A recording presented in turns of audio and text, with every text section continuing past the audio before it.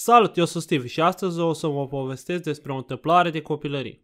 Să vă spun câteva cuvinte despre copilăria mea. Când eram mai mic, eu obișnuiam să petrec timpul liber pe la bunici, împreună cu fratele meu pe care o să-l numim Țiganul și cu vărul meu care o să zicem Pelican, deoarece el era foarte slab și înalt.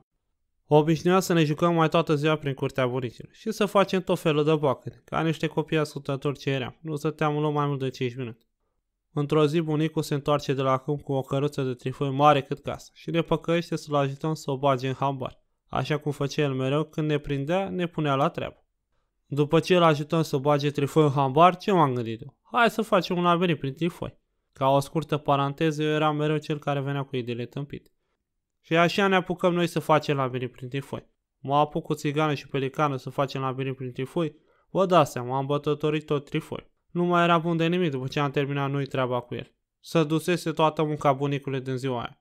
Chiar mi-aduc aminte că am luat și acoperișul care era de țic, doar ca să facem o ieșire de urgență din labirint, în care a rămas Țiganul țepenit. El avea și capul mai mare. M-am chinuit 20 de minute să scot cu Pelican. După lungi încercări, am decis cel mai bine să rupem puțin din acoperiș, doar ca să scoate pe Țiganul de acolo. După ce l-am scos pe Țiganul din ieșirea de urgență, ia că vine și bunicul meu și ne vede sus pe trifoi. Trifoi bătătorit, bun de nimic. Când a văzut ce am făcut, s-a roșit la față și negru de supărare a fugit în casă să ia biciul, zicând că vrea să-l așteptăm acolo, să ne arate el un truc magic. Numai truc magic n-a fost, vine el din casă cu biciul, pe atunci biciul îl ținea în casă. Mare valoare ce avea biciul pentru el. Frumos împletit, toate cele. Și început să ne alerge prin curte pe toți trei. Țiganul și Pelicanul fug într-o direcție și eu în cealaltă și ghișe, bunicul tot după mine să ține. Eu eram cel mare și cu ideile proaste.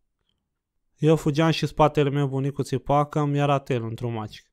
Îți dai seama că eu știam că vrea să mă îmbucească și tot fugeam de el. Ghinionul meu că m-a împiedicat de o cracă și am căzut. Când m-a văzut, m-a prins de mână și mi-a dat o mamă de bătaie sură cu moarte. De atunci m-am jurat că nu o să-l mai supăr, că doar eu știu prin ce am trecut când mi-am luat bătaie. Pelicanul și Țiganul au fugit doar pământul, lăsându-mă pe mine în urmă să încasez și pentru ei. Morala poveștii să fii atent pe unde mergi, că altfel o să încasez cât pentru trei.